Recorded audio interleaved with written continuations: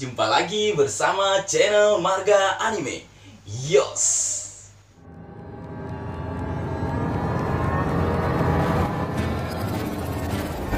Sebelum memulai lebih jauh, selalu kusampaikan salam kompak serta doa terbaik selalu untuk kalian semua agar diberikan kesehatan serta kebahagiaan. Amin. Ars Wano Kuni kali ini nampaknya mulai memasuki bagian akhirnya, di mana akan terjadi benturan kekuatan di antara dua kubu, yaitu kubu yang memihak klan Kozuki dan kubu yang memihak sang shogun terjelek di muka bumi. Nah, Leo, tahukah kalian ada beberapa karakter yang sempat muncul atau berhubungan dengan Ars Wano Kuni, namun sampai saat ini belum terlihat batang hidungnya sama sekali. Sementara itu, perang puncak di Pulau Onigashima akan segera berlangsung atau akan segera terjadi. Berdasarkan hal tersebut, pada kesempatan kali ini, Marga Anime akan membahas karakter-karakter yang lama tak terlihat dan akan muncul pada perang puncak di Pulau Onigashima nantinya. Baik, tanpa berlama-lama lagi, langsung saja kita mulai. Check this out! Nekomamushi adalah salah satu dari 9 sarung pedang Oden bersama Kinemon, Raizo, Inuarashi, Asura Doji, Kawamatsu, Okiku, Denjiro, dan salah satunya lagi yang tak ingin kusebut namanya, sang pengkhianat laknat, aka pelukis sesat alias Kanjuro, yang menurutku perlu diganti dengan Shinobu yang kita tahu ikhlas dan tanpa tipu-tipu terhadap klan Kozuki. Leo, berbicara tentang Nekomamushi, tentunya dia merupakan tokoh penting dalam Ars Wano Kuni kali ini, mengingat dia memiliki ikatan batin dengan Kozuki Oden, bahkan sampai detik-detik kematiannya yang begitu menyedihkan. Selain hal tersebut, untuk masalah kekuatan, Nekomamushi tidak perlu kita ragukan lagi. Bahkan bisa kukatakan, Nekomamushi adalah salah satu Red Scabbard yang tercepat, yang dibuktikan saat ia berduel melawan salah satu dari 3 All-Star bajak laut buas Kaido, yaitu Jack sang Tandus. Saat ini, Nekomamushi belum muncul di tengah-tengah aliansi atau orang-orang yang ada di pihak klan Kozuki. Hanya dia, satu-satunya sarung pedang merah atau Red Scabbard yang belum muncul. Sementara perang puncak akan segera berlangsung. Saat meninggalkan Zoo, Nekomamushi bersama para Guardiansnya menjadi kelompok pertama dari 4 kelompok lainnya yang bertugas khusus untuk mencari Marco the Phoenix, sang mantan komandan divisi pertama bajak laut Shirohige. Dan di chapter 909, Nekomamushi akhirnya berhasil menemui Marco di sebuah pulau, tempat kelahiran Shirohige dan tempat di mana ia dimakamkan. Setelah kejadian itu, sudah cukup lama kita tidak mendengar kabar tentang Nekomamushi dan para Guardiansnya. Aku meyakini jika Nekomamushi akan segera tiba di Wano Kuni. Alasannya, yang pertama, karena dia adalah salah satu dari 9 sarung pedang merah. Jadi dia wajib harus datang dan memenuhi janjinya bersama yang lainnya untuk membuka negeri Wano Kuni. Alasan yang kedua, kita tahu memang benar saat ini pasukan di pihak klan Kozuki sangat banyak. Namun tentunya kehadiran para Guardians Nekomamushi tentu akan sangat membantu saat perang, mengingat kekuatannya yang bisa kita anggap setara dengan para musketir Inuarashi. Dan yang ketiga, meskipun di akhir perbincangan Nekomamushi bersama Marco, yang mana Marco nampaknya tidak akan ikut ke Wano Kuni, bisa saja di saat-saat terakhir dia berhasil membujuk serta meyakinkan Marco untuk ikut serta ke Wano Kuni, mengingat Marco terikat secara emosional dengan Kozuki Oden saat berada di kapal yang sama. Dan alasan keterlambatan mereka adalah karena mengumpulkan anggota bajak laut Shirohige yang tersisa. Jadi tunggu saja kedatangan Nekomamushi bersama Marco.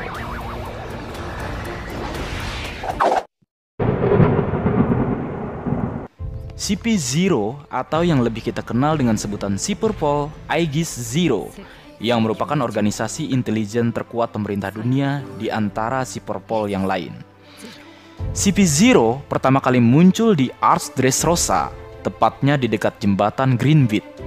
Sama dengan CP9 sebelumnya, CP0 juga menggunakan topeng dan pakaian yang khas, namun berbeda warna. Jika CP9 menggunakan pakaian berwarna hitam, CP0 menggunakan pakaian berwarna putih.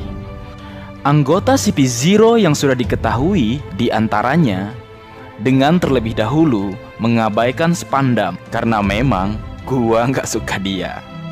Oke, kembali ke siapa saja anggota CP0. Pertama, ada Stussy yang diperkenalkan pada chapter 860 atau saat Arch Wallcake Island. Yang kedua, Rob Lucci yang muncul saat Reverie di Marizoa, yaitu tepatnya pada chapter 907. Kemudian yang ketiga, ada Kaku yang juga muncul bersama Rob Lucci.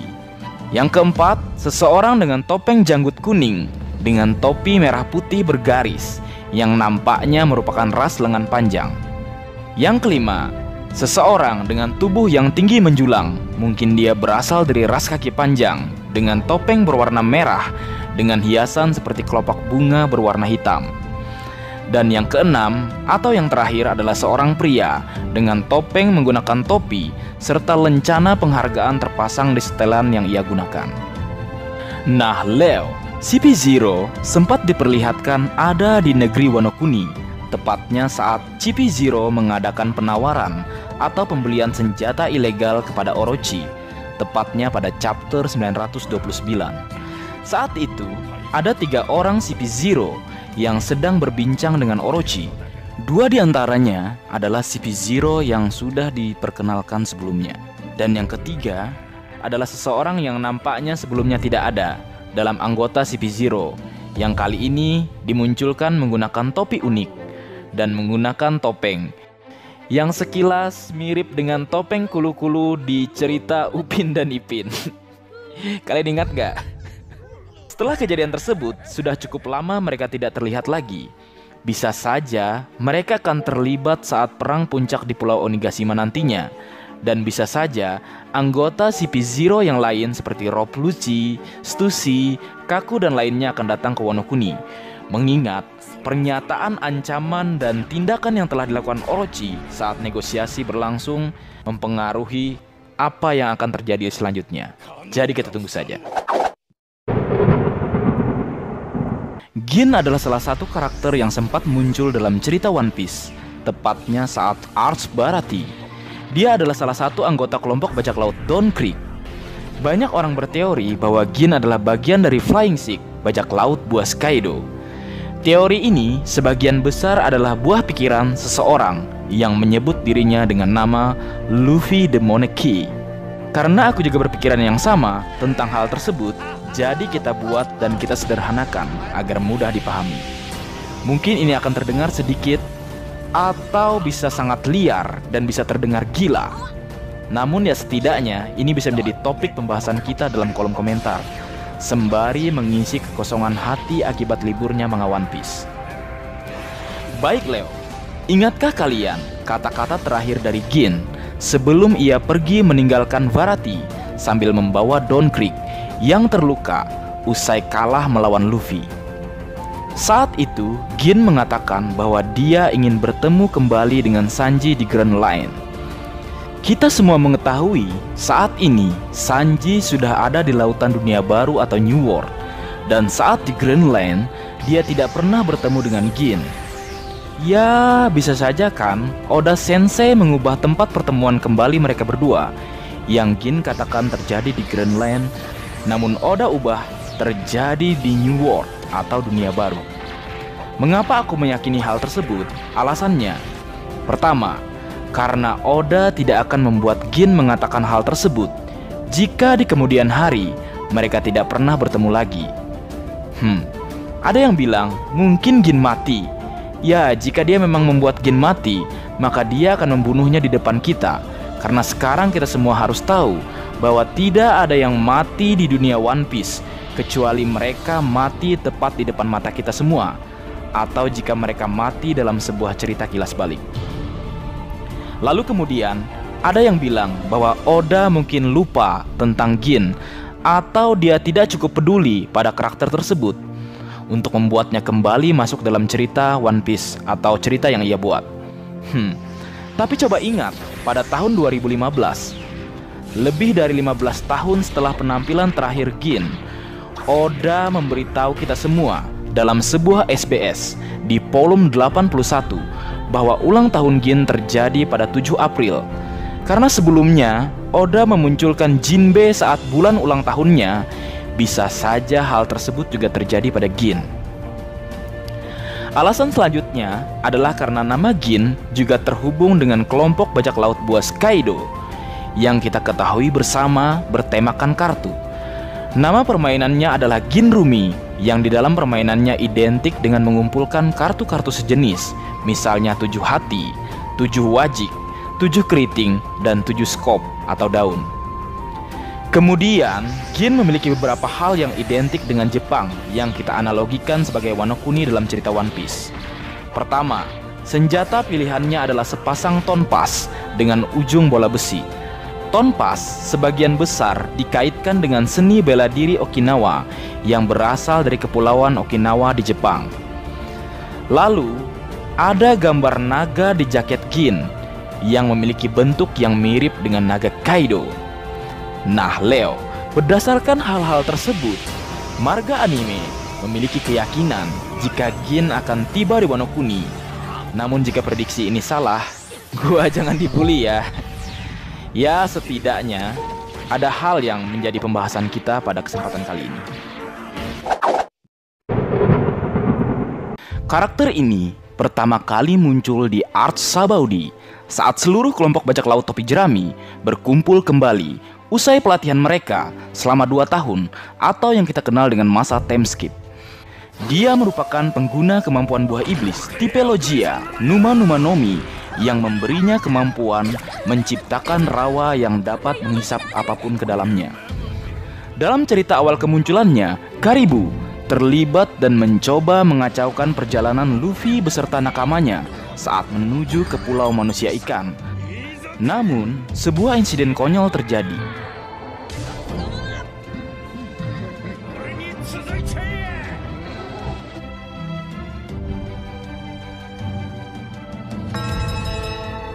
Hingga akhirnya, Karibu berhasil dikalahkan dan dimasukkan oleh Franky ke dalam sebuah tong kayu. Saat akhir Art Fishman Island atau Pulau Manusia Ikan, yaitu pada chapter 650, Karibu sempat mencoba menculik Putri Shirahoshi dengan kemampuan buah iblisnya. Namun, berhasil digagalkan oleh Luffy yang kala itu menendangnya keluar dari istana Ryugu. Selanjutnya, Karibu dihajar oleh Pekoms, tepatnya pada chapter 652.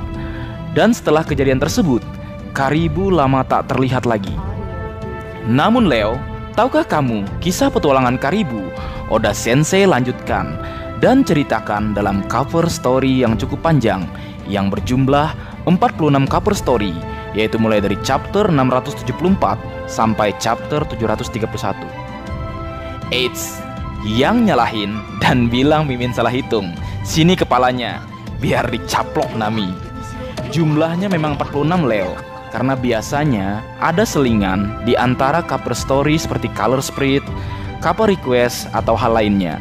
Balik ke cover story Karibu, dimulai dengan ia membuat kekacauan di Pulau Manusia Ikan dengan mencoba menculik duyung-duyung cantik yang ada di sana. Namun aksinya digagalkan kembali oleh Jinbe yang kemudian membawanya ke salah satu markas cabang Angkatan Laut G5. Saat pihak Angkatan Laut ingin membakarnya hidup-hidup, adik dan krunya datang untuk menyelamatkannya. Namun apa yang terjadi? Saat ditolong, Karibu malah kabur meninggalkan adik beserta seluruh krunya di markas Angkatan Laut tersebut. Memang zolim Karibu, benar-benar gak ada akhlak. Kembali ke cerita cover story. Benar kata temanku, ini dia, aku tampilkan fotonya. Karma itu nyata, karma is real. Dalam perjalanannya melarikan diri dari Angkatan Laut, kapal Karibu diterjang badai. Meski begitu, nasib baik masih menyertai Karibu. Dia terdampar di sebuah pulau bersalju dan dirawat oleh seorang nenek yang mengira dirinya adalah cucu nenek tersebut, yang mana merupakan seorang komandan revolusi karena kemiripan wajahnya. Selain nenek tersebut, para buruh pemberontak juga mengira dirinya adalah komandan revolusi dengan nama Gaburu, sang komandan revolusi yang telah lama pergi dan kini telah kembali. Para buruh pemberontak tersebut nampaknya ingin menghancurkan sebuah pabrik senjata tersembunyi di pulau tersebut, yang menurutku berhubungan dengan Kaido, karena pabrik senjata tersebut dijaga oleh Scott, yang merupakan salah satu anggota kelompok bajak laut bos Kaido. Di cover story spesial Karibu, Scott bersama anak buahnya datang untuk menghancurkan seluruh pasukan pemberontak, termasuk juga Karibu. Namun Karibu mampu mengalahkan Scott dengan seluruh anak buahnya dengan menggunakan kemampuan buah iblis miliknya. Karibu menciptakan rawa dan kemudian menghisap semua lawannya. Dalam aksinya, Karibu juga dibantu oleh adiknya yang berhasil menemukannya kembali. Sungguh adik yang baik sekali karena memaafkan kejahatan sang kakak yang tak ada akhlak.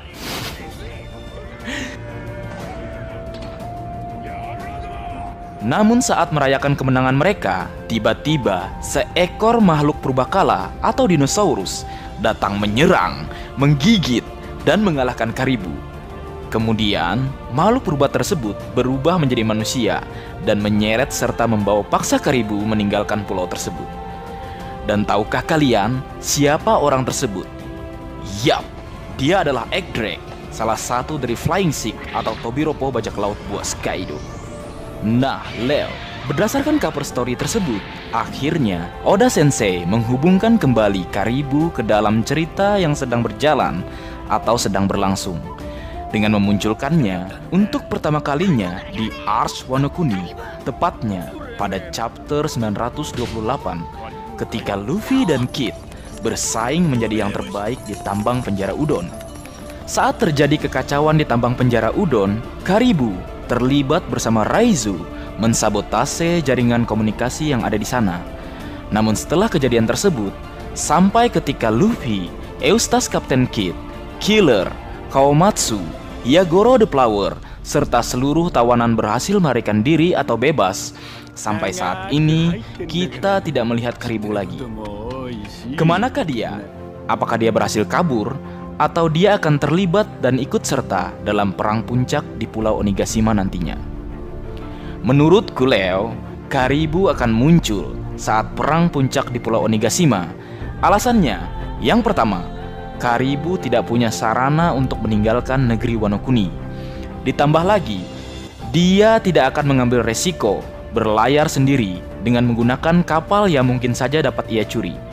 Mengingat ia pernah hampir mati saat berlayar sendirian usai melarikan diri dari angkatan laut di markas cabang G5 dan meninggalkan adiknya.